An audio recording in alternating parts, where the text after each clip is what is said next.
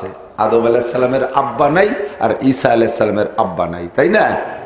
সব নবীর মা আছে, আদম আলাইহিস সালামের মা নাই আর ঈসা আলাইহিস সালামের মা আছে, তাই তো নাকি বলেন? তো ঈসা আলাইহিস সালামের জন্মসূত্রেই বাপ নাই। একদিন ঈসা আলাইহিস সালাতু ওয়াস সালাম, আমি বলি মাঝে মাঝে, ইউটিউবে তো সব আজই আছে, একটা সাদা পাথর দেখছে, পাথর পাহাড়ের গোড়ায়, ওরে সাদার সাদা, অমন সাদা উনি কোনোদিনও দেখে নেই। ওই আশ্চর্যজনক সাদা দেখা, সাদার মধ্যেও ক্যাটাগরি আছে না, ক্লাসিফিকেশন আছে, পার্থক্য আছে, তো এইরকম সাদা উনি কোনোদিন দেখেনি। চিকচিক করতেছে, রব্বি কাইফা আবিয়াজ, আল্লাহ এত সাদা। আল্লাহ বলে আতাজাবু বিবিয়াজি হাজাল হাজার, এই পাথরের সাদা দেখে আশ্চর্য হচ্ছ? জি আল্লাহ, আমি এমন সাদা দেখিনি। আল্লাহ পাক রব্বুল আলামিন তো কুদরত জাহের করবে বিদায় ঈসা আলাইহিস সালামের ওই জায়গায় নেছে আর ওই পাথরের কাছে নেছে। তুমি কি এর চেয়ে আশ্চর্য দেখতে চাও? জি আল্লাহ, যদি দেখান দেখবো। এর চেয়ে আশ্চর্য ওই পাথরের মধ্যেই লুকায়িত আছে। আল্লাহ, তা দেখবো কি করে? ইজরিবি আসাকাল হাজার, তোমার লাঠি দিয়ে পাথরের মাঝখানেটা পিটান দাও, দেখবা ভিতরের আশ্চর্য বের হয়ে আসবে। যখন ঈসা আলাইহিস সালাম লাঠি দিয়ে মাঝখানে পিটান দিয়েছে, ফান ফালাকা, পাথরটা ভাঙ্গে দুই টুকরা হইয়া ডিমির খুসার মতো দুই দিক সরে চলে গেছে। মাঝখানে যেমন স্বচ্ছ একটা কুসুম বের হয়ে আসে, ওই রকম সাপ বোন একটা যুবক পড়তে পারি। কাজেই আমরাও এই দুরুদে ইব্রাহিমী পড়ে নেব। আল্লাহ পাক আমাদের এই সকল ফজিলত নসিব করবেন। আল্লাহুম্মা সাল্লি আলা মুহাম্মাদিন ওয়া আলা আলি মুহাম্মাদ কামা সাল্লাইতা আলা ইব্রাহিম ওয়া আলা আলি ইব্রাহিম ইন্নাকা হামিদুম মাজিদ। আল্লাহুম্মা বারিক আলা মুহাম্মাদিন ওয়া আলা আলি মুহাম্মাদ কামা বারাকতা আলা ইব্রাহিম ওয়া আলা আলি ইব্রাহিম ইন্নাকা হামিদুম মাজিদ।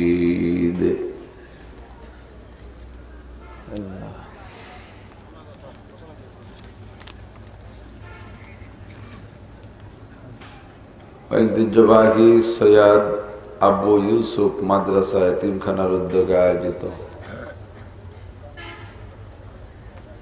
আজকের ওয়াজ ও দোয়ার মাহফিল, পঞ্চম বার্ষিক মাহফিলের সম্মানিত সভাপতি, এ অঞ্চলের উলামায়ে কেরাম, খাস করে বিশেষ করে আমার অত্যন্ত বন্ধুবর মোহাব্বতের মানুষ হযরত মাওলানা হাফেজ হারুন সাহেব দামাত বরকাতুহুল আলিয়া, এতক্ষণ পর্যন্ত বয়ান করেছেন হযরত মাওলানা মাহমুদুল হাসান সাহেব, অন্যান্য উলামায়ে কেরাম, আইম্মায়ে মাসাজিদ, মাদ্রাসার আজিজাম তুলাবা, প্রাণপ্রিয় দেশবাসী, পর্দার আড়ালে বসে থাকা মা ও বোনেরা, মোটামুটি শীত শুরু হয়েছে, শীতের কিছুটা আভাস আজ থেকে অনুভব করতেছি।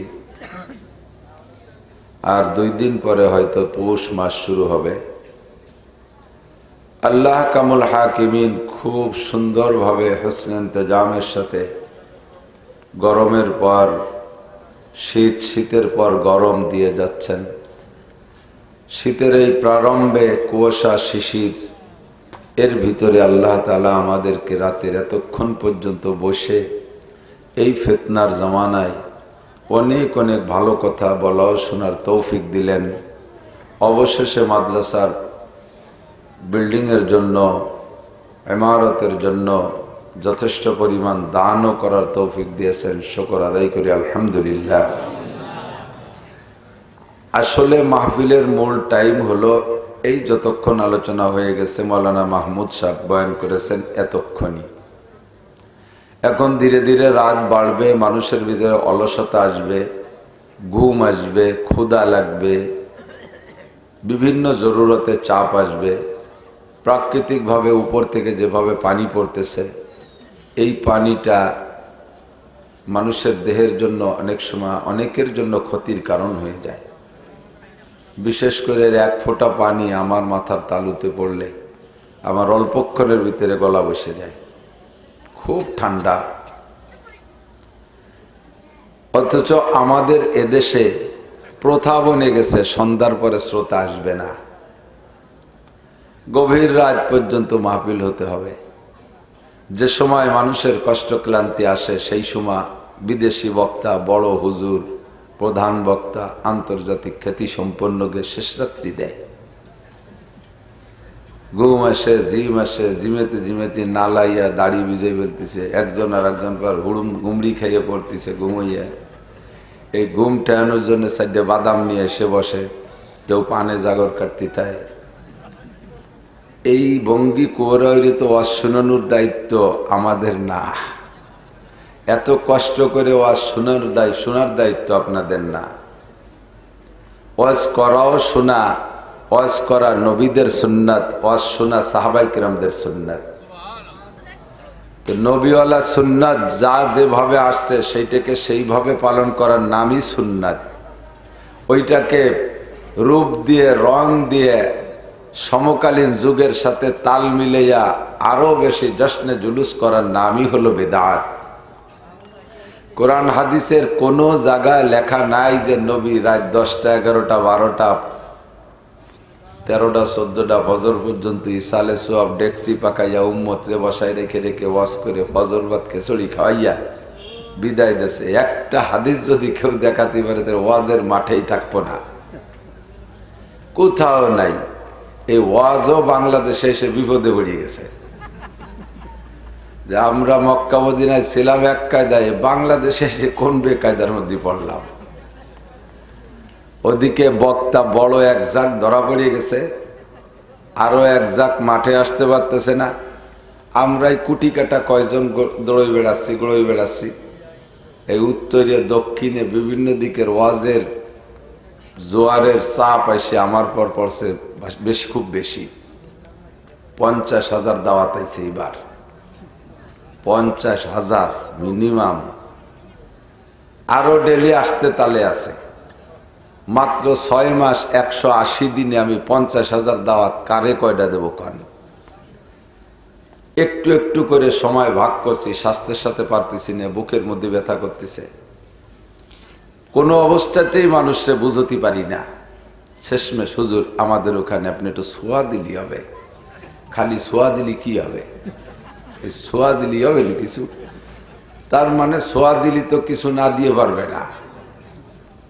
এই একটু একটু করে ভাগ করতে যে দিন একটা, রাত্রি 3 দিয়ে কারে কি কব, আমি সাধ্য অনুযায়ী চেষ্টা করি টাইম মেনটেন করার। আমার যে টাইমে ওয়াজ তার থেকে কমপক্ষে আধা ঘন্টা আগে আমি পৌঁছে যাই। কর্তৃপক্ষ যদি টাইমের সাথে হেরফের করে ফেলে তাহলে এক জায়গাতে করলে সেই গোল সব জায়গার পর চড়তে তালে তাই আমার জানে কুলায় না, পারি না। আমি 9:30টায় ফরমে লিখে দিছি রাত 9টা 30 মিনিট, 1.5 ঘন্টা কথা বলবো, 11টায় ছুটি নেব। দিনের বেলা আবার আমার পড়াইতে হয় 2-3 ঘন্টা মাদ্রাসায়। বড় বড় 2-3টে মাদ্রাসার দায়িত্ব আল্লাহ তাআলা আমারে দেশে, তা নিয়ে অনেক ফিকির করা লাগে। এরপরে আল্লাহর রহমত, এবছর দেশে নির্বাচন আইছে। আপনাদের দিকে আছে নাকি জানি না, চলতেছে নাকি না হয়ে গেছে, শুরু হয়েছে মাশাআল্লাহ। তাই তো যথেষ্ট চা ফিরি খাতে পারবেন আল্লাহ রুজিতে রাখলে, কেউ খাবেন না। এও এলাকায় বসবাস করলেই তার ছোঁয়া বাতাস কিছু না কিছু গায়ে লাগে। সব কিছু মিলে যথেষ্ট ব্যস্ত, আধা ঘন্টা টাইম লস হয়ে গেছে। অবশেষে দোয়া হবে সংক্ষিপ্ত সময়ের ভিতরে। লম্বা চওড়া ওয়াজ না, আপনি যতটুক শুনবেন শিখবেন অতটুকের পর আমল করতে পারলেই যথেষ্ট। গতকালকে আমি মাহফিলে গেছি মাদারীপুর কালকিনি থানায়, লোক ভালোই হয়েছে। তা আমার বয়ানের শুরু থেকে নিয়ে উপজেলা চেয়ারম্যান সাহেব, রানিং উপজেলা চেয়ারম্যান সাহেব বসা, আলোচনার ভিতর দিয়ে এসে গেল এই বাচ্চা ডেলিভারি সংক্রান্ত 2-1টা কথা এসে গেল। তো বললাম একটা বাচ্চা জন্মের পরে তার ডান কানে আজান আর বাম কানে ইকামত দেওয়া সুন্নাত। তো এই সুন্নতটা আদায় করা সম্ভব হয় যদি বাচ্চাগুলো ঘরে ডেলিভারি হয়। নর্মাল ডেলিভারি যদি হয় তাহলে সুন্নত আমল করার ইচ্ছা থাকলে আমল করা সম্ভব হয়। অনেক কথা বলছি। তবে হাসপাতাল আর সিজারে যদি বাচ্চা জন্ম নেয় সে জায়গা আজান একামত দেওয়ার তেমন কেউ থাকে না, বরঞ্চ উল্টো আজান দেওয়ার কেউ থাকি বসতে পারে। যদি নার্স কোনো হিন্দু মহিলা হয় আর হিন্দুদের স্বভাব, তারা যদি ব্যতিক্রম কিছু দেখে, ভালো কিছু দেখে, সাথে সাথে তারে দেবতা মনে করে। সুন্দর সুদর্শন বাচ্চা একটা ডেলিভারি হইলেই ভগবান তুমি দেবতা পাঠিয়েছো আবার, এই করে তারে সিজদা একটা দিয়ে শেষে ওর ইবাদত যা আছে তা করে। তো ছোট বাচ্চা জন্ম নেছে, দেখতে সুন্দর, পাবে সে আজান আর একামত দেয়ার কেউ নাই।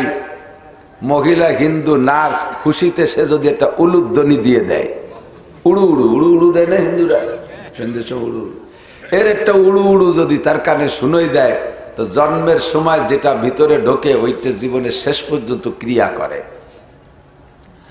এখন তো আলহামদুলিল্লাহ দুনিয়া সচ্ছল, মুরব্বীরা একটু সাক্ষী দেন, ছোটরা বসবে না। হেরিকেন কলি চেনে না, কুপো কলি চেনে না, উড়ুম কলি চেনে না, নাইল রান্দা চেনে না, এদানিংকাল পোলাপানরা। এগুলো হলো পুরন ভাষা। তো আমাদের মুরব্বীরা আমাদের জন্মের পরে, ডেলিভারির পরে আলহামদুলিল্লাহ আমাদের কানে আজান একামত দেশে বলে আমাদের বিশ্বাস। আমাদের ছোটবেলায় দেখছি এলাকা যথেষ্ট গরিব ছিল, মানুষ বেশিরভাগ সকালবেলা পান্তা ভাত খাইতো। মুরব্বীরা কতক্ষণ বেশিরভাগ পান্তা ভাত। পান্তা ভাত কি সবাই কি ইলিশ মাছ ভাজা দিয়ে খাতো? সবাই গরুর গোশ বোনা দিয়ে খাইতো? পান্তা ভাতের তরকারি ছিল কাঁচামরিচ আর পিঁয়াজ, কাঁচামরিচ আর পিঁয়াজ। সকালবেলা পান্তা ভাত কাঁচামরিচ আর পিঁয়াজ দিয়ে গলা সমান খাইয়া এরপরে কাজে যাইতো। যদি ঘুরে ফিরে আইসা এরপরে ভালো আভালো খাইতো, সন্ধ্যা পর্যন্ত ডেকসালি ডেকুরির মধ্যে পেঁয়াজের গন্ধ পাওয়া যেত। ঘাড় করে ডেক ছাড়ে নাক দিয়ে পেঁয়াজের গন্ধ। পরে যে ভালো ভালো খালাম তা গেল কোয়ানে। দিনের শুরুতে যা খায় ওইটার প্রভাব সন্ধ্যা পর্যন্ত থাকে, সারাদিন থাকে। জন্মের শুরুতে কানে যা যায় তার একটা প্রভাবও জীবনের শেষ পর্যন্ত ভিতরে থাকে। ছোট বাচ্চারা সিজারে যারা জন্ম নিচ্ছে, তারা জন্মের সময় যদি উলুধ্বনি কানে পায়, বড় হলেও সেই উলুধ্বনির দিকেই তারা টেনে নেয়। যার প্রমাণ অনেক সময় আমরা দেখতে পাই, মুসলমানের সন্তান হইয়া দুর্গা পূজা, কালী পূজা, সরস্বতী পূজা, লক্ষ্মী পূজায় অংশগ্রহণ করে, সেখানে যাইয়া ইসালে সব করে। আছে না নাই? কতক্ষণ আছে না? হিন্দু ভাইদের সাথে বন্ধুত্বটা এত গাঢ় যে বাড়ি যদি এক অক্ত খায়, হিন্দু বাড়ি খায় 2 অক্ত। খাইতে খাইতে খাইতে খাইতে হিন্দুদের সাথে জল খাসিও খায়, আরো ভালো ভালো খায়। হিন্দু বৌদিকে হাতের নাড়ু লাড্ডু 2 দিয়ে বাবার দিয়ে ঘষে ঘষে বানাই দিছে, সুন্দর পাক্কা বাইরে 2 খাইয়েছি দিয়েছে। তোকে কই হিন্দু বাড়ির নাড়ু না খাইয়া মাদ্রাসায় আসিস, কুলুকির ডাল আছে 3 খাইয়ে পানি খাইস।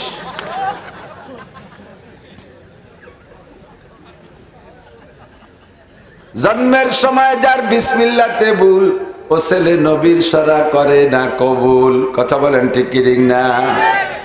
বলবা হুজুর হিন্দু ভাইদের সাথে ঘুরি, তাদেরকে দিন বুঝানোর জন্য। তোমাকে হাজার হাজার ধন্যবাদ যদি তুমি এই উদ্দেশ্যে ঘুরা কোন একটা হিন্দুরে দিন বুঝাইতে সক্ষম হও, তাহলে তোমার জীবনে বড় ইনকাম। নিজে 100 বছর নামাজ পড়েছো, কবুল নাও হতে পারে, তবে কোন একজন কাফেররা যদি চেষ্টা করে, মেহনত করে, তার পিছনে মেহনত করিয়া তার বাড়ি সাজার মাধ্যমে একটা হিন্দু ছেলেরে মুসলমান বানাইতে পারো, তোমার সারা জীবনের ইবাদতের চাইতে বেশি ইনকাম। কিন্তু দোস্ত, এটা কতটা সফল হয়েছে আর হবা আল্লাহই ভালো জানে। আমরা আরবিতে বলি নতিজা আরজালের তাবে। এদিক নতিজা আরজালের তাবে, তার মানে কি? ভালো দেওয়ার মন্দ দিয়ে মিক্সার হইলে মন্দের দিকে রেজাল্ট বের হয়। 1 মণ দুধের মধ্যে যদি 1 ফোঁটা পেশাব পড়ে, তাহলে পুরো দুধ রে 1 ফোঁটা পেশাবের কারণে পেশাব বুলে পরিত্যাগ করা হয়। ঠিক কি ঠিক না? তুমি হিন্দুদের সাথে ঘুরবা, খ্রিস্টানের সাথে উঠা বসা করবা, তাদের বাড়ি যাতায়াত করবা আর খাইবা। অবশেষে তোমার ভিতরে তার ভিতরে তোমার কালচার, তোমার আদর্শ কতটুকু ঢুকাইতে পারবা তা নিয়ে বড় অনিশ্চিত আছি আমরা। কিন্তু আমরা বাস্তবে দেখতেছি অমুসলমানদের সাথে ঘোরাফেরার ভিতরে তার আদব আদর্শ, তার কালচার তোমার মধ্যে 16 আনা।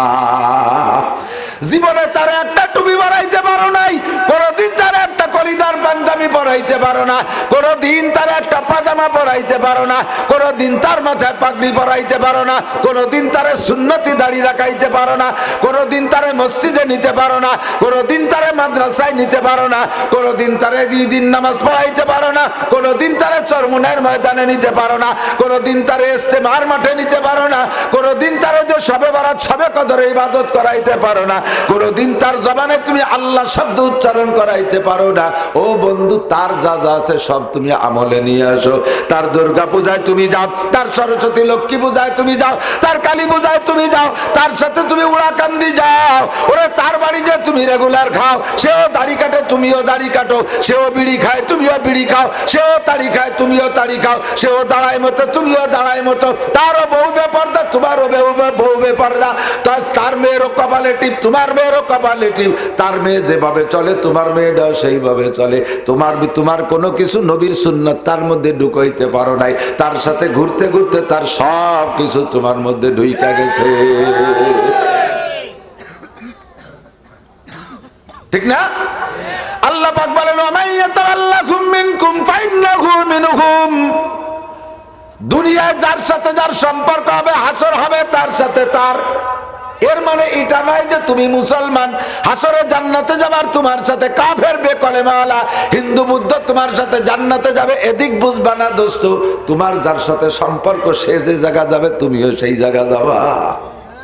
সেদিন তুমি দেখবা উলামায়ে কিরাম তুলাবায়ে ইলম মাদ্রাসার ছাত্র শিক্ষক আলেম উলামারা হক্কানি পীর মাশায়েখরা জান্নাতে যায়, এর সাথে মধুখালী এলাকার হাজার হাজার যুবক জান্নাতে যায়। যেই যুবক কলেজে পড়তো, বিশ্ববিদ্যালয়ে পড়তো, বিভিন্ন ডিপার্টমেন্টে চাকরি করতো, সুগার মিলে চাকরি করতো, আবার সুযোগ মতো মসজিদে নামাজ পড়তো, ওয়াক্ত মতো নামাজ পড়তো, সুযোগ হইলে তবলিগে যাইতো, সময় মতো ইস্তেমার জোরে শরীক হইতো, উলামায়ে কিরামের মজলিসে গিয়ে বসতো, ওয়াজের মাহফিলে গিয়ে বসতো, পাশে হাতে পকেটে তৌফিক থাকলে উলামায়ে কিরামরে কিছু মেহমানদারি চা নাস্তা খাওয়াইতো, দানের ডাক আসলে যা পারতো তাই কিছু দিত।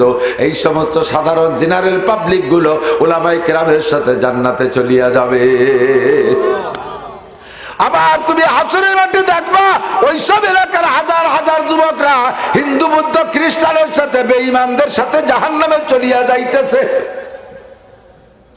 তুমিও যদি সেই দলে পড়িয়া যাও, আফসোস করে বলবা ইয়া ওয়াইলাতা, এই ইয়া ওয়াইলাতা, ইয়া ওয়াইলাতা, হে আমার কপাল পোড়া, হে আমার আফসোস, কপাল থাবড়াবার বলবা। লাইতানি ইত্তাখাযতু মা রাসূলি সাবিলা, রাসূলের সাথে যদি কোনো একটা লাইন দিয়ে আমি ধরে রাখতে পারতাম, কোনো একটা লাইনে যদি সম্পর্ক রাখতে পারতাম, ওরা হক্কানি উলামায়ে কিরামের সাথে কোনো একটা দিক দিয়ে যদি জড়িয়ে থাকতে পারতাম, আজকে তাদের সাথে জান্নাতে যাইতাম। আবার এদিকে তাকায় বলবা ইয়া ওয়াইলাতা লাইতানি লাম আত্তাখিয ফুলানান খলিলা, এদের সাথে যদি সম্পর্ক না করতাম তাহলে মাঝখানে থাকতাম, কোনো না কোনো একটা ব্যবস্থা হইতো।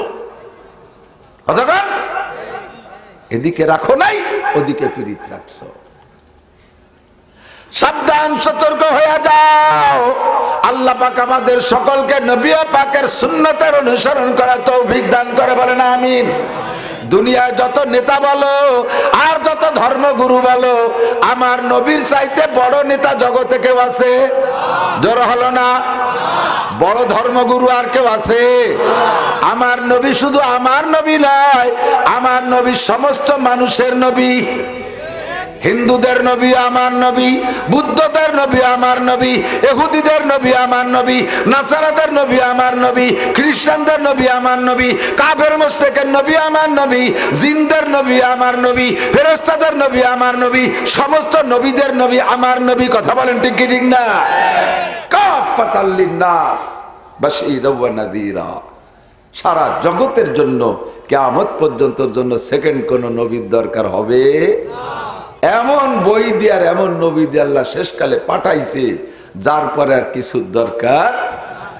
আদর্শের নেতা মুহাম্মদুর রাসূলুল্লাহ। কথা কন। রাজনীতি নেতা নাম কি? আরে জবানে কইতে কি লজ্জা করে নাকি? রাজনীতি নেতা কে? ধর্মনীতি নেতা কে? সমাজের নেতা কে? সারা বিশ্বের শ্রেষ্ঠ বিজ্ঞানী কে? সারা বিশ্বের সর্বশ্রেষ্ঠ শিক্ষিত পণ্ডিত কে? মুহাম্মদুর রাসূলুল্লাহ সাল্লাল্লাহু আলাইহি ওয়াসাল্লাম। আপনারা খুশি আছেন না সেই নবীর উম্মত হতে?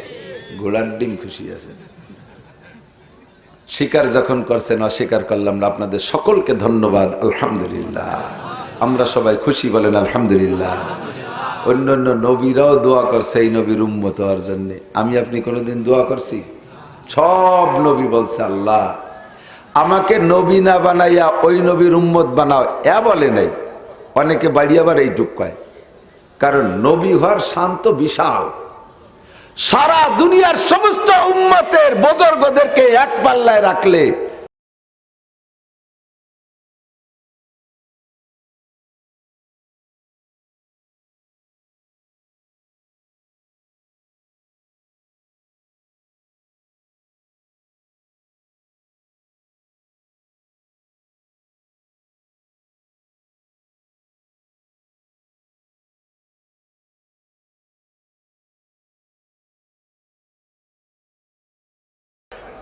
কি যেন কয়, ভান্ডারে তোর দরবার শরীফ হুরে নুরে করে তারিফ। কেউ বলে মদিনা শরীফ, কেউ বলে খানায়ে কাবা। তাকে পিসাব বলে পিসাবের কবর রে, কেউ বলে মদিনা শরীফ, কেউ বলে খানায়ে কাবা। পিসাবের দরবার বলে মদিনা শরীফের মতো দামি, আবার কেউ কেউ কাজে না মদিনার মতো সরাসরি কাবা ঘরের মতো। কেউ বলে নূরে মুস্তাফা, কেউ বলে হুবহু খুদা।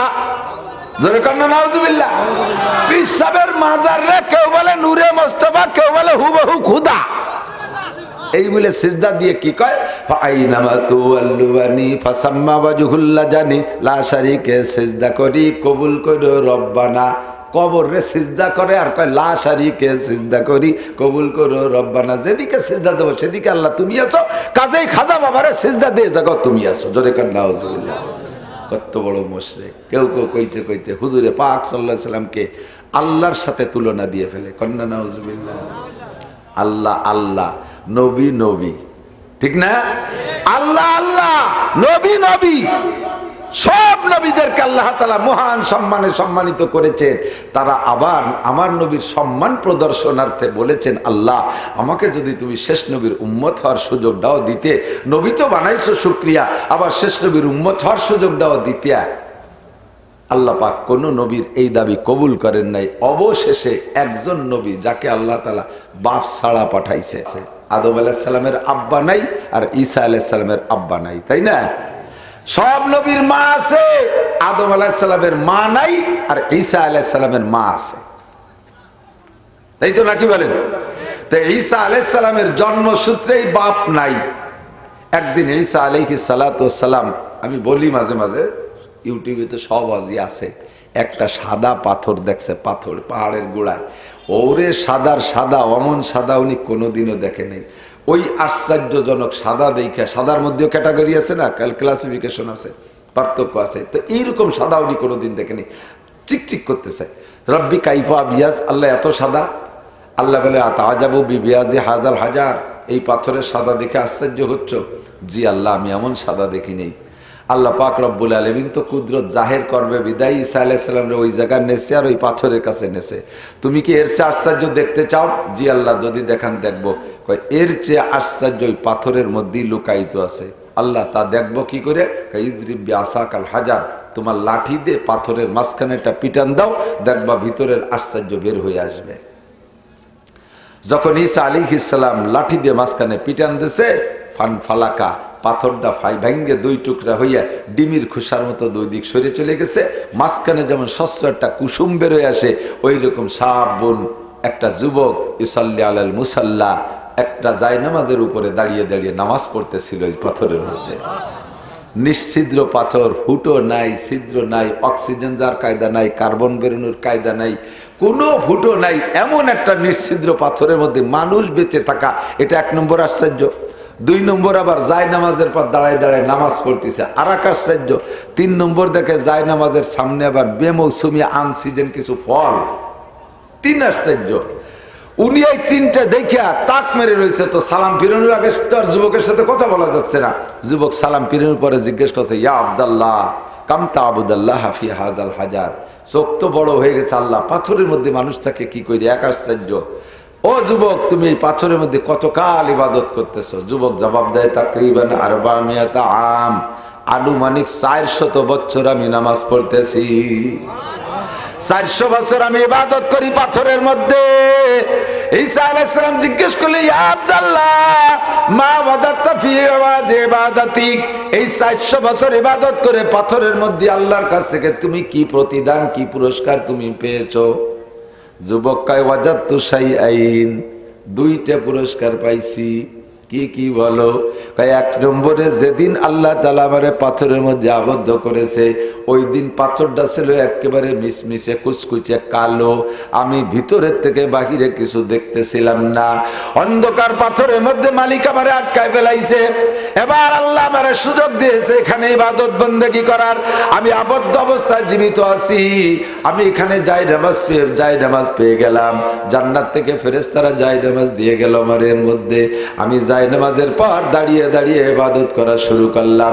ধীরে ধীরে ইবাদত করি, আর ধীরে ধীরে ওই পাথরের কালার পরিবর্তন হতে থাকে। একটু একটু করে পরিষ্কার হয়, একটু একটু করে পরিষ্কার হয়। কিছুদিন ইবাদত করার পরে এই পাথরটা পুরো কালো থেকে সাদা হয়ে গেছে। এরপরে ইবাদত করার কারণে আরো ক্লিয়ার হয়ে গেছে। যদিও আপনারা বাহির থেকে আমারে ভিতরে দেখেন না, তবে আমি পাথরের মধ্যে থেকে সবকিছু দেখতে পাই। আমি অনুমান করেছি আল্লাহ পাক আমার ইবাদত কবুল করেছেন বিদায় আমার ইবাদতের ফোকাসে কালো পাথর সাদা হয়ে যায়। জোরে কন্না সুবহানাল্লাহ, আল্লাহু আকবার। আল্লাহর নবী বলেন, হে দুনিয়ার মুসলমান, আল্লাহ পাক তোমাদের প্রত্যেকের বাম দুধের 2 আঙ্গুল নিচে, নারী বলো আর পুরুষ বলো, এনি ম্যান এভরিবডি, প্রত্যেকের বাম দুধের 2 আঙ্গুল নিচে সিনার মধ্যে একটা পাথর সেট করে রাখছে।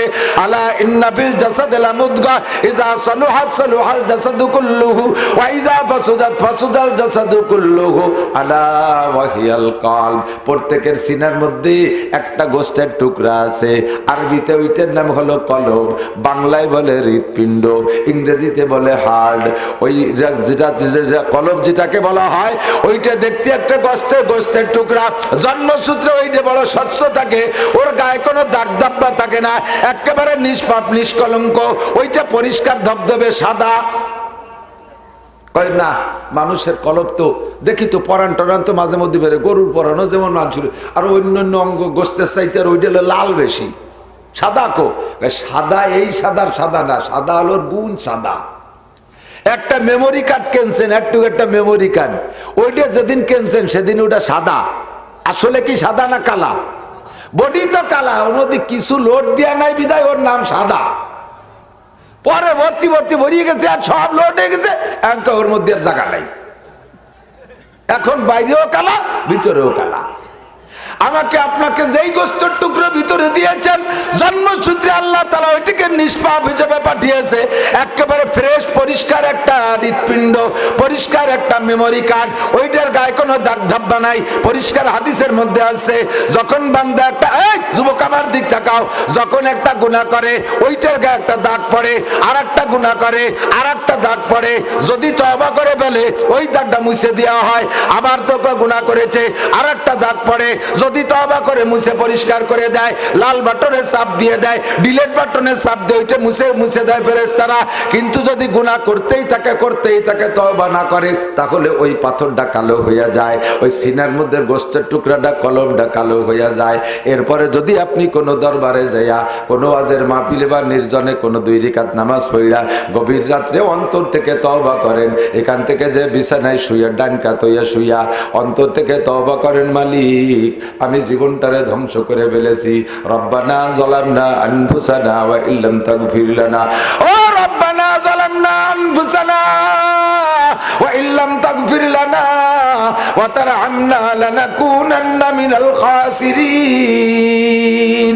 রব্বুল আলামিন আমার কলবরে নষ্ট করে ফেলাইছি, আমার নফসের উপর আমি জুলুম করেছি, আমি এই যুবক আমার দিক থেকে আমি জিনা করেছি, আমি ফেনসিডিল খেয়েছি, আমি ইয়াবা খেয়েছি, আমি গাঁজা খেয়েছি, আমি চুরি করেছি, আমি লুচ্ছবি করেছি, আমি অনেক মেয়ের সাথে প্রেম কইরা তাদের চরিত্র নষ্ট করে ফেলাইছি।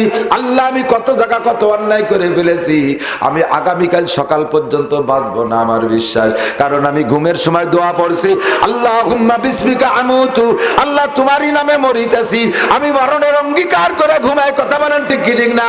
আল্লাহুম্মা বিসমিকা আমুতু পড়েন, আল্লাহুম্মা বিসমিকা আমুতু, আল্লাহ তোমারই নামে মরিতেছি, ও আহইয়া তুমি আমারে সকালে জিন্দা করে দিও। জিন্দা করার দায়িত্ব কার? আমারে দোয়া আল্লাহ কবুল নাও করলে না করতে পারে, সকালে আমারে জীবিত নাও করলে না করতে পারে, তবে আমি মরণের অঙ্গীকার নিয়ে ঘুমাইতেছি। এই ঘুমের মধ্যে হাজারো মানুষের মৃত্যু হয়ে গেছে, হতে পারে আমারও আজকের ঘুমের মধ্যে মরণ হয়ে যাবে, এমন একটা ভয় অন্তরে নিয়ে যুবক যুবতী তুমি তওবা করো। তওবা করার সঙ্গে সঙ্গে আল্লাহ পাক রব্বুল আলামিন তোমার ওই কলবে যত কালো দাগ হয়েছিল সমস্ত কালো দাগকে আল্লাহ তাআলা ডিলিট বাটনে চাপ দিয়ে সবগুলোকে ডিলিট করে দেবে, নষ্ট করে দেবে, মুছে দেবে, আবার তোমার কলবটা পরিষ্কার হয়ে যাইবে। ওই যুবক বুঝাইতেছে ঈসা আলাইহিস সালামকে, আমার ইবাদতে যদি শক্ত একটা বাহ্যিক পাথর যদি এরকম কালো থেকে সাদা হইতে পারে, তাহলে মোমেনের কলবটাও ইবাদতের মাধ্যমে সাদা হইতে পারে কি পারে না? জঙ্গে দিল সাইকেলে লা পাকুন সিনা বাতে গে মোহাব্বত চাকুন। এ ভাই, যদি লোহায় জং পড়ে মরিচা পড়ে, তাহলে রাত দিয়ে পুড়াইয়া রাত দিয়ে ঘষা দিতে হয়। কথা বলেন, রাত দিয়ে ঘষা দিতে হয়। সাইকেল শব্দের মানে হলো রাত, ফার্সিতে সাইকেল মানে রাত, আর জং মানে জং। কবি বলেন জঙ্গে দিলা সাইকেলে লা পাকুন। এবার লোহার জংকে রাত দিয়ে কইছে পরিষ্কার করতে হয়, কলবের জংরে কি দিয়ে পরিষ্কার করতে হয়? কয় জঙ্গে দিলা লাইল, জঙ্গে দিলা সাইকেলে লা পাকুন। লেলা মানে লা ইলাহা, লা ইলাহা ইল্লাল্লাহ, রাত দিয়ে তুমি ঘষা মারবা, লা ইলাহা ইল্লাল্লাহ। তোমারেন কিছুক্ষণ লা ইলাহা ইল্লাল্লাহ, ডান দিক টান দেবেন, লা ইলাহা কইয়া ইল্লাল্লাহকে বাম দিক মারবেন, কারণ কলবালা বাম পাশে।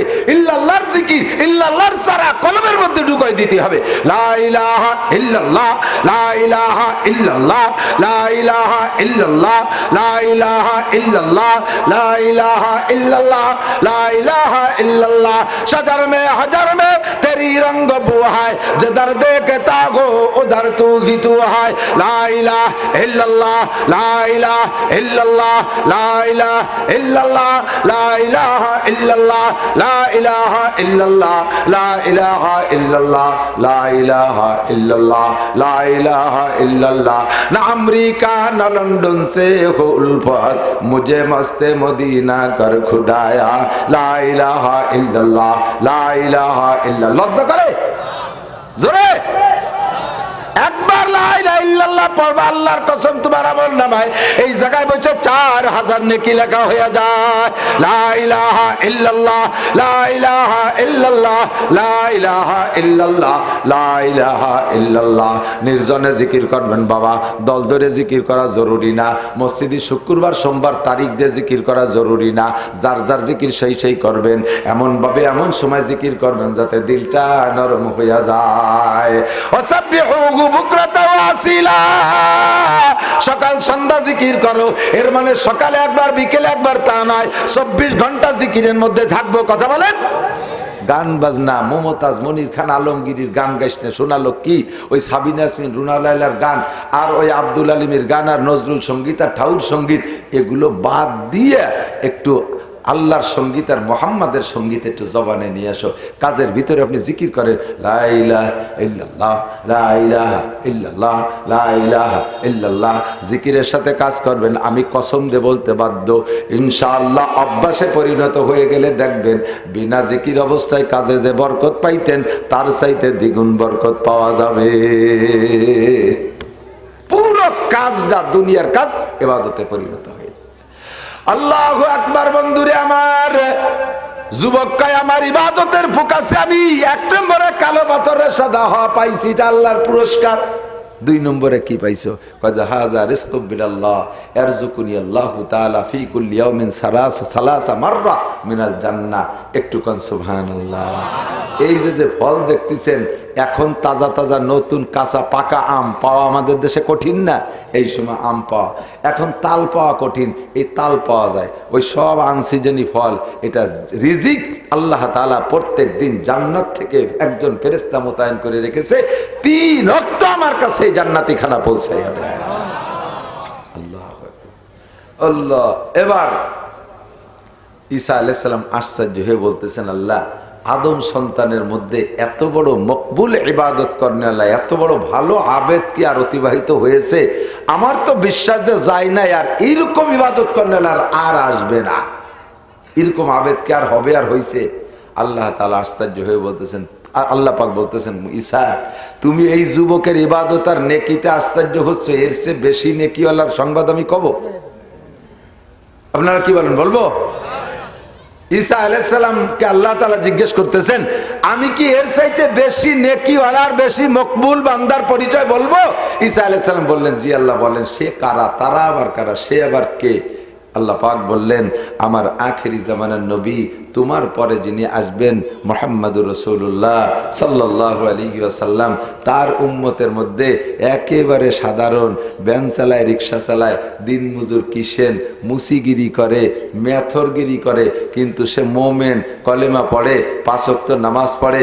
ওই লোকটা রমজান মাসে শবে কদরে 1 রাত যদি ইবাদত করে, অনলি 1 রাত যদি ইবাদত করে, তাহলে তার 1 রাতে যে নেকি হবে, এই যুবক 400 বছরও তা কামাই করতে পারে না। ঈসা আলাইহিস সালাম মাথায় হাত দিয়েছে, ও আল্লাহ, সে নবী কেমন নবী? তার দামে উম্মতের এত দাম, তার দামে উম্মতের এত দাম। আতাজালুনি উম্মতা জালিকার নবী, আল্লাহ আমার কি একটু সেই নবীর উম্মত বানানো যায়? আল্লাহ কয় যে এরকম দরখাস্ত বহুত নবীরা করছে, কেডটা কবুল করি নেই, কারণ তারে সান্ত্বনা দেওয়ার জন্য তার পাশে তার বাপ ছিল, কিন্তু তোমারটা ফাতাকাব্বাল তো দোয়া, তোমার দোয়া কবুল করলাম, কারণ তোমার জন্মসূত্রেই বাপ নাই, তুমি বাপ ছাড়া দুনিয়ায় আসছো, তোমারে সান্ত্বনা দেওয়ার কেউ নাই, আমি তোমার দোয়া কবুল করলাম, তোমাকে সেই নবীর উম্মত বানানো হবে। জোরে কন্যা সুবহানাল্লাহ। ও দোস্ত, শ্রেষ্ঠ 4 জন রসুলের একজন রসুলের নাম ঈসা আলাইহিস সালাম। কতক্ষণ? শ্রেষ্ঠ 4খান কিতাবের মধ্যে 1খান কিতাবের নাম ইনজিল, সে কিতাবটা পাইছে ঈসা আলাইহিস সালাম। 3 দিন বয়স যখন ঈসা আলাইহিস সালামের, তখন আল্লাহ তাআলা তার জবান খুলে দিয়েছে, তার মায়ের সতীত্বের সাক্ষী দিয়েছে, দুলনার ভিতরে দুলন্ত অবস্থায়।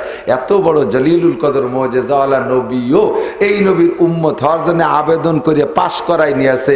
এ লালটু বল্টু, জুয়েল টুয়েল, টুলুলুলু, ডলি বলি, তোরা যারা আসিস, কেউ কি আমরা নবীর, এই নবীর উম্মত হওয়ার জন্য এইরকম কোনো আবেদন, দরখাস্ত, অ্যাপ্লিকেশন কিছু করছি নাকি?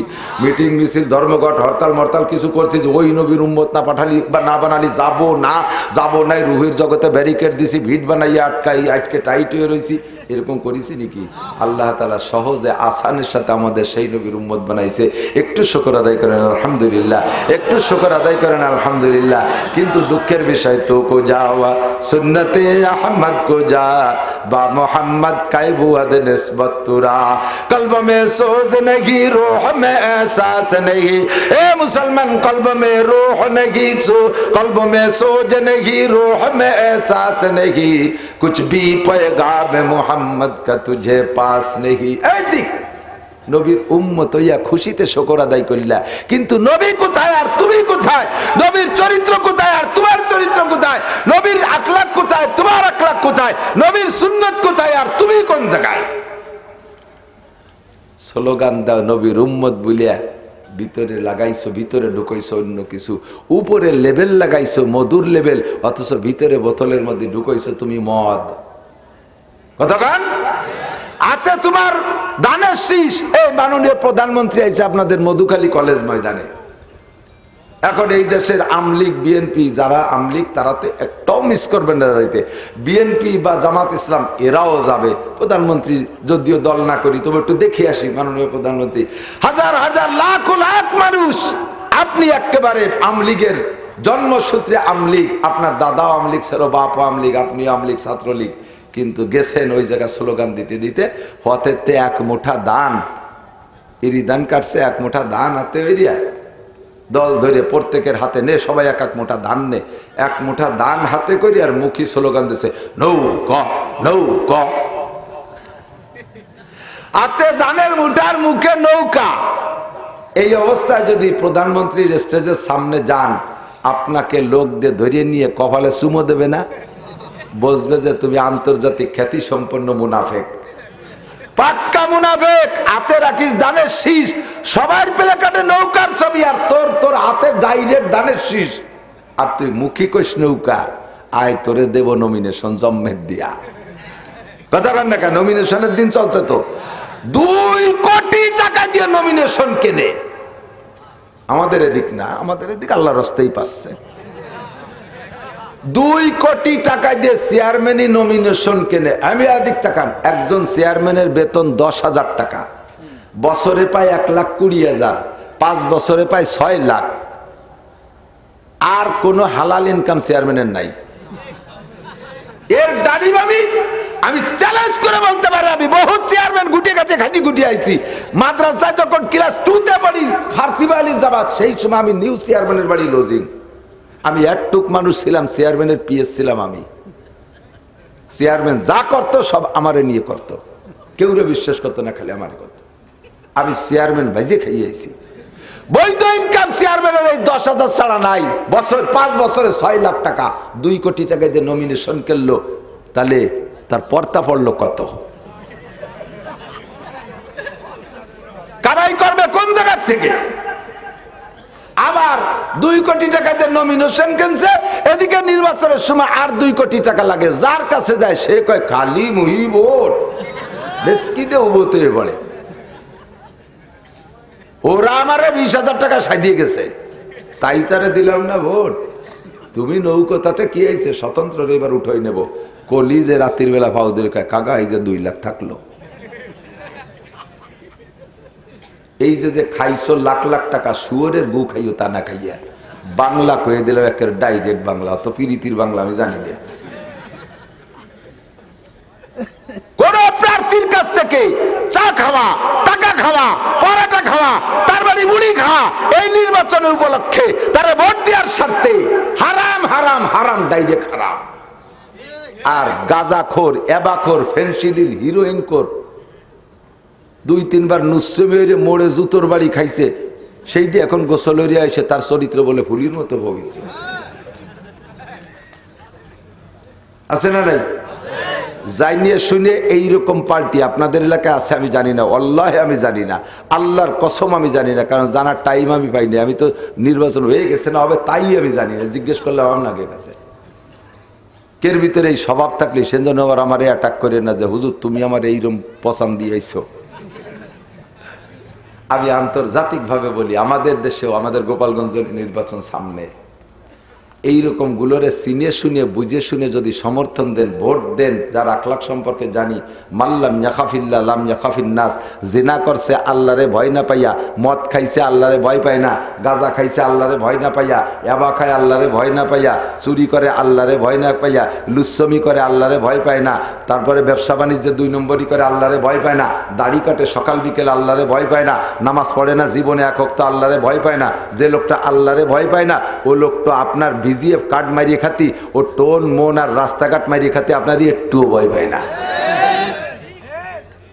আমি কই না, বিশ্ব নবী কইছে, আমি শুধু রিলে করে শোনাচ্ছি।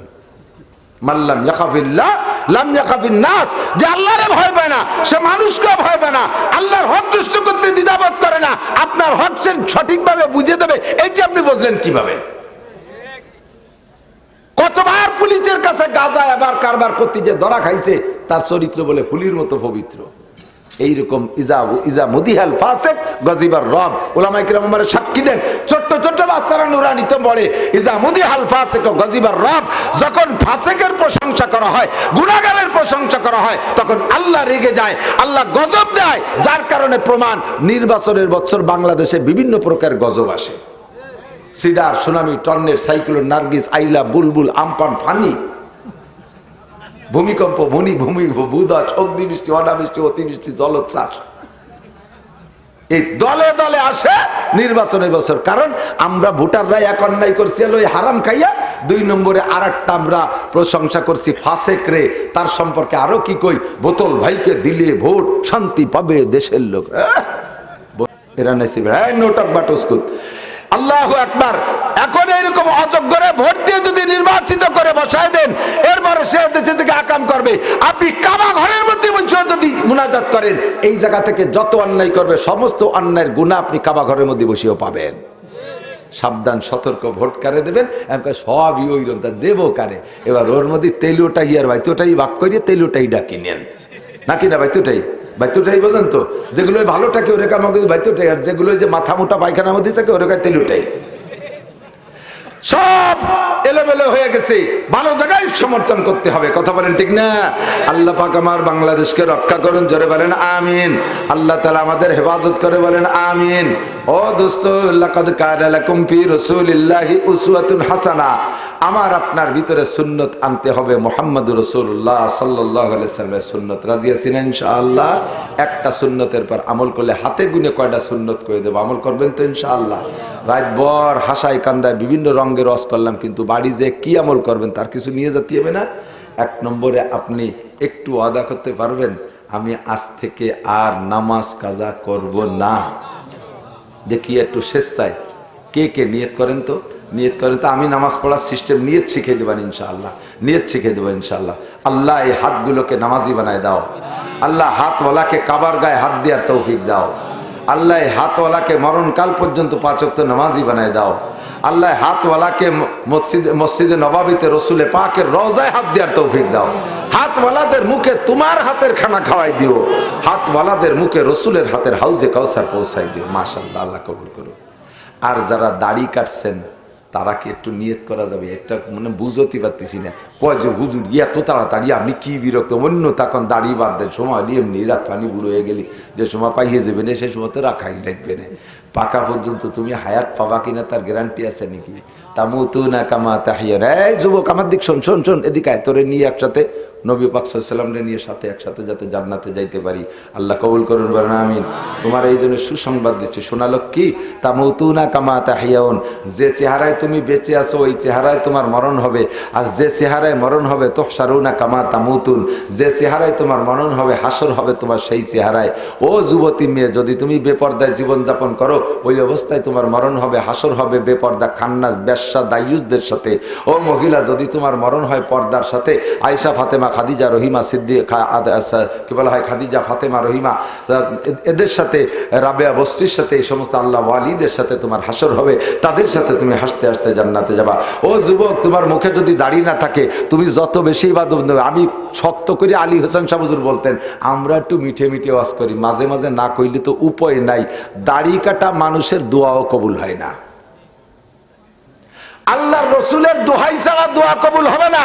আর রসুলের গলায় খুর দিয়া, সুন্নতের গলায় খুর দিয়া তুমি রসুলের দোহাই দিলে জীবনেও রসুল তোমার পক্ষে সমর্থন দেবে না। কথা বলেন ঠিক কি ঠিক না? এখান থেকে তওবা করতে হবে। জিনা যখন করছেন তখন গুনাহ, চুরি যখন করছেন তখন গুনাহ, বিড়ি যখন খাইছেন তখন গুনাহ, তাড়ি যখন খাইছেন তখন গুনাহ। খাওয়া শেষ হয়ে যাওয়ার পরে আর গুনাহ থাকে না, ওই গুনাহ ওই সময় লেখা হয়ে গেছে, ফিরে আর একটা ধরাবেন, সেই সময় নতুন করে লেখা শুরু হবে। কিন্তু একটা গুনাহ অবিরাম তওবা করে সিদ্ধান্ত পাল্টানোর আগ পর্যন্ত 24 ঘন্টা লেখা হইতে থাকে। ঘুমের মধ্যে লেখা হইতে থাকে, নামাজ পড়তেছেন তার মধ্যে লেখা হতে থাকে, কোরআন শরীফ পড়তেছেন তার মধ্যে লেখা হইতে থাকে ওই গুনাহটা, কাবা ঘর তওয়াফ করতেছেন তার মধ্যে ওই গুনাহটা লেখা হইতে থাকে, রমজানের রোজা রাখছেন রোজার মধ্যে লেখা হইতে থাকে, ঘুমোই রয়েছেন তার মধ্যে লেখা হইতে থাকে। এই গুনাহটার নাম দাড়ি কাটা গুনাহ। যতক্ষণ পর্যন্ত তওবা করে দাড়ি রাখার সিদ্ধান্ত না নেবেন, অতক্ষণ পর্যন্ত এই সর্বাবস্থা 24 ঘন্টা মুখে একা 1000 দাঁড়িয়ে আসছে কাটতে লাগছে 2 মিনিট, এই 2 মিনিটের 1000 কবিরা গুনাহ। যে কয়টা দাড়ি সেই কয়টা কবিরা গুনাহ, একটা কবিরা গুনাহ 7000 বছর জাহান্নাম। 1000 দাড়ি থাকলে 1000 গুণ 7000 সমান সমান 7 লক্ষ। 7 লক্ষ বছর জাহান্নাম কামাই করছেন মাত্র 2 মিনিটে। আর 24 ঘন্টায় প্রত্যেক 2 মিনিটে এই দাড়ি সংখ্যা পরিমাণ গুনাহ লেখা হইতে আছে। ফামান শাহ ফাল্যুমিন, এ কথা কইছেন, ফামান শাহ ফাল্যুমিন ওমান শাহ ফাল্যুকুন। এবার দাড়ি রাখছেন কিন্তু তা আবার পিঁয়াজের দাড়ির মতো খাইজুনিয়া, বগলও যেটুক লম্বা দাড়িও সেটুক। আল্লাহর কিরে দাড়ি কয় না, এ ভকুবাজি ছাড়া আর কিছু না। এরকম দাড়ি রে আমার মুরব্বীরা অনেক শক্ত ভাষায় কইতেন, আমি আর সাথে খানিক কইলাম না। এ দাড়ি না, এ দাড়ি না। বহুত আমলিগির লোকও মাঝে মাঝে এই সাইজের দাড়ির কারণে মার খায়। কারণ এই ছোট ছোট দাড়ি দিয়ে মনে হচ্ছে যে অন্য দল, তাই তোর মনে হয় ধুমা বাড়িটা আর আমি ছাত্রলীগের কথা লিখতে পারি, পরে আগে বাড়োই নেই। তুই দাড়ি দিয়ে তো দাড়িতে করছে, তুই কোন দল? সাবধান। দুনিয়ায় যদি এই দাড়ির কারণে আমলিগিরাতের বাড়ি থাকে বাঁচতে পারলে না, ফেরেশতাকে বাড়ির থেকে বাঁচতে পারবে না। ওই দাড়িতে তোমার বাড়ি ঠেয়াতে পারবে না, ওই দাড়িতে বাড়ি ঠেয়াতে পারবে না। যেই দাড়িতে বাড়ি ঠেয়াবে সে দাড়িটা বড় হতে হবে। কথা কর না কা এদিক টাকা রে ভাই। দাড়ি হলো, এই দাড়ি হলো সুন্নত না। প্রত্যেকটা সুন্নত হলো ইমানের বেড়া। বিশেষ করে দাড়ি, টুপি, জুব্বা, সুন্নতি জামা, এই 3টে জিনিস ইমানের 1 নম্বর বেড়া। কথা কন। ইমানের বেড়া মানে কি? একবার যদি দাড়ি রাখেন, বড় দাড়ি রেখে ফেলেন, তখন চোখ কন্ট্রোল হবে, হাত কন্ট্রোল হবে, জবান কন্ট্রোল হবে। অকথ্য ভাষায় গালি দিতে গেলে বিবেকে বাধা দেবে, এত বড় দাড়ি নিয়ে এরকম একটা কথা কিভাবে কই। খারাপ দিকে চোখ কন্ট্রোল হবে, এত বড় দাড়ি নিয়ে খারাপ দিকে কিভাবে তাকাই। হাত কন্ট্রোল হবে, এই দাড়ি নিয়ে খারাপ জায়গা হাত কিভাবে দেব। এই সব কিছু অঙ্গ প্রত্যঙ্গ কন্ট্রোল হবে। ইমানের বেড়া না?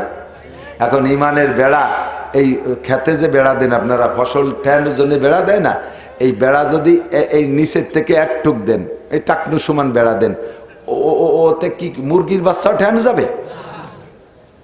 তাহলে কুড়ো ভাই মুরগি টুরগি ঠেকানোর জন্য হাঁটু সমান বেড়া হলি আপাতত ঠেয়, তারপরেও পোল্ট্রি ঠেয়, কিন্তু গ্রাম্য পাবলিক মুরগি এবার শিয়া না আছে, ওরা উড়িয়ে যায়। তাহলে মুরগি ঠেকানোর জন্য ধরেন হাঁটু সমান, কিন্তু ছাগলে যাইয়া ডিঙ্গি খায়। ছাগল ঠেকাতে হলে মাজা সমান, মাজা সমান বেড়া দিলে ছাগল ঠেকে, বেড়ার মধ্যে ঢোকে না, কিন্তু গরুতে ডিঙ্গেই খায়। এবার কট্ঠুক বেড়া দিলি ছাগল, গরু, মুরগি কেউ ঢুকতে পারে না, বুক সমান, তাই না? তো ক্ষেতের ফসলটা ঠেকানোর জন্য, হাঁস মুরগি গরু ছাগলের ঠেকানোর জন্য নিচের বেড়া যেমন বুক সমান, ইমানকে বাঁচানোর জন্য, শয়তানের ছাগল মুরগি হাঁস গুঁড়ো ঠেকানোর জন্য দাড়ির সুন্নত উপরের থেকে বুক সমান, উপরের থেকে। ক্ষেতের ফসল ঠেকানোর বেড়া নিচের থেকে বুক সমান, আর ইমানের ক্ষেতের ফসল ঠেকানোর জন্য দাড়ির সুন্নাত, দাড়ির বেড়া উপরের থেকে বুক সমান। একটুক রাখলি ওর মধ্যে মুরগি ঢুয়ে যাবে না, আর একটু বড় রাখছেন ওর মধ্যে ছাগল ঢুয়ে যাবে, আর একটু বড় রাখছেন ওর মধ্যে আর একটা ঢুয়ে যাবে। কিন্তু এই বুক সমান রাখলি আল্লাহর রহমতে সপ্তাহ থেকে যায়। একটু নিয়ত করা যাবে যে ইনশাআল্লাহ আমি দাড়ি রাখবই। দাড়ি রাখবা তো আরো লাভ আছে যোগ্য। 1 নম্বরে হলো চোখের পাওয়ার ভালো থাকে, 2 নম্বরে চেহারার লাবণ্যতা ভালো থাকে, 3 নম্বরে সেক্স পাওয়ার ভালো থাকে। দাড়ির ভিতরে এই কয়েকটা গুণ আছে। বিজ্ঞানী, গবেষক, ডাক্তাররা আবিষ্কার করেছে, দাড়ি যত বেশি কাটবেন চোখের পাওয়ার তত তাড়াতাড়ি কমে যাবে। দাড়ি যত বেশি কাটবেন সেক্স পাওয়ারের উপর আঘাত করে। আর দাড়ি যদি অবস্থায় আপনি মরতে পারেন, নবী পাক সাল্লাল্লাহু আলাইহি ওয়াসাল্লাম কিয়ামতে কমপক্ষে উম্মত দেখে চিনবে, কমপক্ষে উম্মত দেখে চিনবে। কথাক্ষণ চিনার একটা জান্ডা লাগবে না, উম্মত দেখে চিনবে। 2 নম্বরে হলো আমরা আরেকটা কাজ করব, প্রত্যেকের বাড়ি ঢিলা কুলুক নাই, ঢিলা কুলুকের ব্যবস্থা করবেন। এখন তো আগের মতো মুট করে ঢিলা বানানো লাগে না, মাত্র 20 টাকা দিয়ে একটা টিস্যু কিনে বাথরুমের মধ্যে রাখবেন, 3টে ঢিলা ব্যবহার করবেন। বুখারী শরীফের পরিষ্কার হাদিস, যত ঢিলা দুনিয়ায় ব্যবহার করবেন ঢিলাগুলোকে আল্লাহ তাআলা রূপ পাল্টাইয়া কিয়ামতে মোটা বানাইয়া আপনার নেকির পাল্লায় নেকি হিসেবে তুলে দেবেন। আপনার লাভ। 2 নম্বরে বিজ্ঞানীরা আবিষ্কার করেছে মাটির 3টা ঢিলা যদি মানুষে বাথরুমে ব্যবহার করে তার মলদার জনিত যত রোগ আছে সমস্ত রোগ নষ্ট হয়ে যায়। মাটির চাইতে জীবাণুনাশক আর কিছু নাই, কারণ এর কারণেই পায়খানা করার পরে মাটিতে হাত পরিষ্কার করা, এটা কিন্তু নবীর সুন্নাত। এরপরে বলা হয়েছে ইজা ওয়ালাগাল কালবু ফি নাই আহাদিকুম ফাগসিলু সাবা মাররাত ওয়া আফিরু সামিনা তাবিত তুরাব। হুজুর বলেন কোন পাত্রের ভিতরে যদি কুকুরে মুখ দেয় তাহলে মুখ দিয়ে খাদ্য তো ফেলে দিতে হবে, এবার পাত্রটারে পাক করার জন্য 7 বার পানি দিয়ে ধোবা, 8বার মাটি দিয়ে মাজিয়ে ফেলবা, কারণ মাটির ভিতরে আল্লাহ তাআলা যোগ্যতা দিয়েছে, এতে জীবাণুনাশক যোগ্যতা আছে, ওতে জীবাণু ধ্বংস করে দেয়। এই জন্য মাটির ঢিলা ব্যবহার করার ভিতরে ফায়দা বেশি। তারপরেও যদি না হয় কমপক্ষে টিস্যু ব্যবহার করি, বাথরুম পরিষ্কার রাখি। পুরুষরা পেশাবে ঢিলা ব্যবহার করবেন। পুরুষরা যদি পেশাবে ঢিলা ব্যবহার না করিয়া শুধু জায়গায় বসে পানি দিয়ে ধুয়ে চলে আসেন, 1-2 ফুটা টপকানোর সম্ভাবনা থাকে। বেশিরভাগ মানুষেরই, বাঙালিদের শারীরিক অবস্থা তো অন্য দেশের মতো নয়, বাঙালিদের শারীরিক অবস্থা দুর্বল, 1-2 ফুটা টপকানোর সম্ভাবনা থাকে। তাহলে এখন 2 ফুটা পড়লো, 1 ঘন্টা পর আবার পেশাব করছেন আর 2 ফুটা, আর 1 ঘন্টা পরে আবার 2 ফুটা পড়ছে। এইভাবে ডেলি যদি 5 বার পেশাব করেন, 5 দুগুণে 10 ফুটা গোছালি 10 গ্রাম হয়ে গেছে। 10 গ্রাম পেশাব না পাক, এইটা যদি আর মোটা যে প্যান্ট পরে, যে মোটা প্যান্ট পরে, ওর মধ্যে যদি ডেলি এইরকম 1 তুলা 10 গ্রাম করে জমাওয়াতি দেয়, 7-8 দিন পরে প্যান্ট ধোয়, এই পেশাব একবার শুয়ে একবার ভেজে, একবার শুয়ে একবার ভেজে প্যান্ট, এই করতে করতে প্যান্টের ওই সামনে টুক সুসো মারার গন্ধর মতো গন্ধ হয়, ও দাঁড়ানো যায় না, কি বিশ্রী। এই পেশাবের থেকে বাঁচার জন্য ঢেলা কুলুক ব্যবহার করতে হবে। আর নারীরা পেশাবে ঢেলা নাই, মহিলারা পায়খানা ঢিলা ব্যবহার করবেন, কারণ মহিলাদের হাতের খানা আমাদের খাইতে হয়, তারা পায়খানা ঢিলা ব্যবহার করে হাতকে সুন্দর করে পরিষ্কার করে পরিচ্ছন্নতার সাথে আমাদেরকে রান্নাবান্না করে খাবেন। লাকাদ কানা লাকুম ফি রাসূলিল্লাহি উসওয়াতুন হাসানা, এগুলো সব নবীওয়ালা সুন্নাত। কথা বলেন ঠিক ঠিক না? নবীর আদর্শ প্রত্যেকটার মধ্যে ফায়দা আছে। বিজ্ঞান আবিষ্কার করেছে দাঁড়িয়ে পেশাব করলে কি ক্ষতি হয়। নবী বলছেন লা তাবুলু কায়মান, দাঁড়ায় পেশাব করো না। বিজ্ঞান আবিষ্কার করেছে, গবেষণা করে বের করছে দাঁড়ায় পেশাব করলে 1 নম্বরে চোখের ক্ষতি হয়, 2 নম্বরে কিডনির ক্ষতি হয়, 3 নম্বরে ডায়াবেটিস হয় তাড়াতাড়ি, 4 নম্বরে বার্ধক্য এসে যায়, 5 নম্বরে যৌবনের ক্ষতি হয়। এই সব ক্ষতি এই দাঁড়ায় পেশাব করার ভিতরে। আর সারা দেশের মানুষের দাঁড়ায় দাঁড়ায় পেশাব করার ব্যবস্থা করে দিচ্ছে, আবার ওরাই গবেষণা করে আবিষ্কার করতেছে আবার দাঁড়ায় পেশাব করার ব্যবস্থা। বিভিন্ন এখন স্টেশনারি যে সমস্ত পাবলিক টয়লেট আছে, তারপরে এই কি কয় পাম্পের ভিতরে যে টয়লেটগুলো আছে, বিমানবন্দরে যে টয়লেট আছে, এমনি বসা বাথরুমে পেশাবের ব্যবস্থা 1টা-2টা। আর ওই বই পাখির বাসা পাইতে তুইছে প্রায়, বাবুই পাখির বাসা দেখছে না, এই বই ভাইয়ের বাসা পাইতে তুইছে, দাঁড়াইয়ে কলকলায় মেরি দিচ্ছে। ওইতে সিটে তো না হে লাগবে না, শায়দ এইখানে কিরমটা। আল্লাহ হেফাজত করুক, আমিন। আল্লাহ 3 নম্বর আরেকটা সুন্নত হলো খানা খাওয়ার সময় চেয়ার টেবিলে না খাইয়া একটু দস্তারখানা বিছে খানা খান, পড়ে যা খানাগুলো তুলে খান। আল্লাহর পাক রব্বুল আলামিন রুজির বরকত বাড়ায় দেবে, আল্লাহ রুজির বরকত বাড়ায় দেবে, কারণ আমিন। আল্লাহ রুজির বরকত বাড়ায় দেবে, আল্লাহ পাক অর্থ সম্পদে অভাবের মধ্যে ফেলবে না ইনশাআল্লাহ। আর 5 ওয়াক্ত নামাজ, রমজানের রোজা, তৌফিক হলে হজ, তৌফিক হলে জাকাত, সাধ্য অনুযায়ী মাদ্রাসার পাশে থাকবো। মাদ্রাসায় একটা ছেলে পড়ানোর চেষ্টা করেন। বাপ আমার দিক তাকান, ও যুবক তোরা যারা বিয়ে করিস নি, তোকে একটা ছেলে মাদ্রাসায় দে, বুড়োরা তো দেবেই না। মানে এমন নিয়ত কর হলি দিবা, তাই করছি আমি। যদি বিয়ে করিয়ে দিও এমনি যেন আবার বিয়ের আগে ছেলেটা ফাটাই দিও না, তাহলে কিন্তু জুতোর বাড়ির অভাব হবে না। আল্লাহ তাআলা বিয়ের পরে যদি পুত্র সন্তান দেয়, একটা ছেলে আলেম বানাবো ইনশাআল্লাহ। আর সবগুলোরে প্রথম কোরআন শরীফ পড়া শেখাবো। রাজি আছেন না ইনশাআল্লাহ? ছেলেরা ইয়াবা খায়, গাঁজা খায়, ফেন্সিলিন, হিরোইন খায়, মোটর সাইকেল যেভাবে চালায়, ওদের কেনুর গুতোয় শয়তানও কালের মধ্যে গড়তে চলে যায়। এই যে ছেলে পেলেদের উচ্ছৃঙ্খলা বেয়াদবি, এই ঠেকানোর জন্য আমি রাত বরস করিও পারবো না, পুলিশই বাড়োই ঠেয়াতি হচ্ছে না। আর এই যে আকামগুলো পোলাপান করে, এগুলো কি ভালো না মন্দ? গাঁজা খাওয়া ভালো না? এবার ব্যবসা করে টাকা এনে আপনি আব্বা আপনার তবলিগি ফাটাইছে ছেলে, এই তবলিগি এবার গন্ধ হয়ে গেছে। কথা কন না কে? তাহলে এই অন্যায় থেকে ছেলেদেরকে ফিরে আনার জন্য তাৎক্ষণিকভাবে ওয়াজে কাজ হবে না, এটা কিছু না কিছু হবে কাজ, একেবারে হবে না তা না, বহুত ছেলে ভালো হচ্ছে। কিন্তু সবচাইতে ভালো পরামর্শ হলো যে প্রত্যেক বাড়ি যদি একটা করে ছেলে আলেম হয়, একটা ছেলে যদি ফ্যামিলির থেকে আলেম হয়, আমার বিশ্বাস যে ওই ফ্যামিলির ভিতরে অন্যরা অন্যায় করতে পারবে না। কথা কান ঠিক না? ঘরে ঘরে আলেম তৈরি হয়ে যা, ঠকবে না, মরবে না, অভাবে পড়বে না, ওই চিন্তায় লাভ নাই। হুজুর বলেন আল ফকরা তাকাবুন, অভাবরে ভয় পাচ্ছ, লাতুসাব্বান্না আলাইকুমুদ দুনিয়া সাব্বা, তোমাদের উপরে আল্লাহ তাআলা দুনিয়া ঢেলে দেবে বস্তা ভরে, খাইও শান্তি পারবা না। আসলে সেই দিন এসে গেছে। ছোটবেলায় রাস্তার পাশের বুনো কচু উঠাইয়া তাই দিয়ে তেঁতুল দিয়ে কাটা রাইন্দে ওক্ত কাটাইছি, আমারই মনে আছে কত যে বুনো কচু খুঁজছি। আর আল্লাহর রহমতে এখন গরম ভাত 3 বেলা, তাও ভাত খাতি চাই না। আমার ছোট্ট মেয়েটারে প্রত্যেকে এক ওক্তে ভাত খাতি 20 টাকা দেওয়া লাগবে, ওরা 20 টাকা না দিলেও খাবে না, কারণ ও ভাত খালি আমার লাভ, এই জন্য ওরা 20 টাকা দাও, নাহলে ভাত খাবো না, এক সপ্তাহ ধরেই খাবে না। আর আমরা ওই সময় 1 নেলা ভাত পাইনি। কতক্ষণ গাইরে বালতি বইরে ফান্তা ভাত দিছি, 1 চুমুক খাইয়ে ডেক সারতেছে, কাকা আর পারা যাচ্ছে না, অ্যান্টাসিড থাকলে দাও। গরু তুইও ফান্তা ভাত খায় না।